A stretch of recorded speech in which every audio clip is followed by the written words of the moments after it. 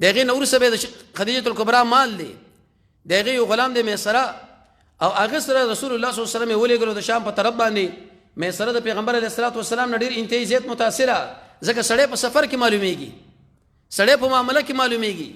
سړی په گاون کې معلومیږي سړی په حال د غصه کې معلومیږي چې کله راغی خدیجه له ویلې چې په دې سړی کې خوري عجیب عجیب کمالات دي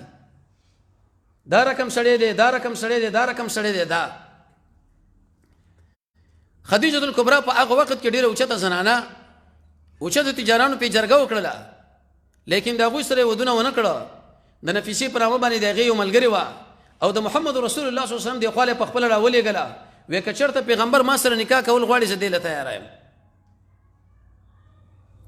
کله چې جناب نبی کریم علیه الصلاه والسلام سره د خدیجه خو نه دا خبره وشوه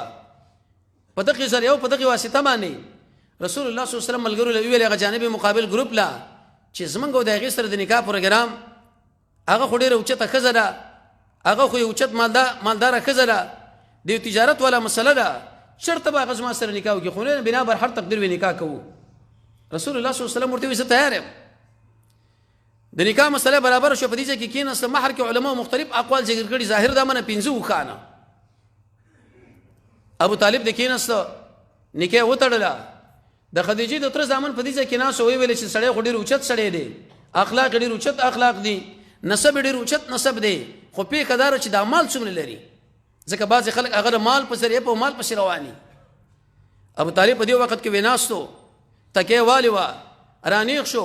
او دا خبر وکړه چې اما المال ارچ دا مال لې دا خو یو سورې دی ساری ما خام نه ما خامي سباني په دې باندې چې سره خپل ولی سره پاره تاسو پالي وادوش د جناب نبی کریم علیه الصلاه والسلام نکاح چې کړه وسره وشوه هغه چې وفات شوی نه و هیڅ وخت کې بلې خځه مطالبه نه وکړي د نکاح کله چې هغه وفات کیږي دغه نور سره سعودي رضی الله عنه د نور زنانو سره به نکاحونه کیږي او د عائشه رضی الله عنها سره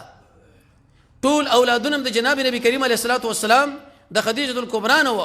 فقط او فقط پدې کې ابراهیم چې هغه د ماریا زویو کاغه به تور مثال زینب ده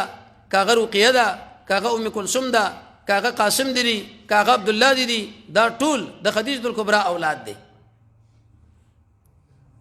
د اولادونه ورنه وشو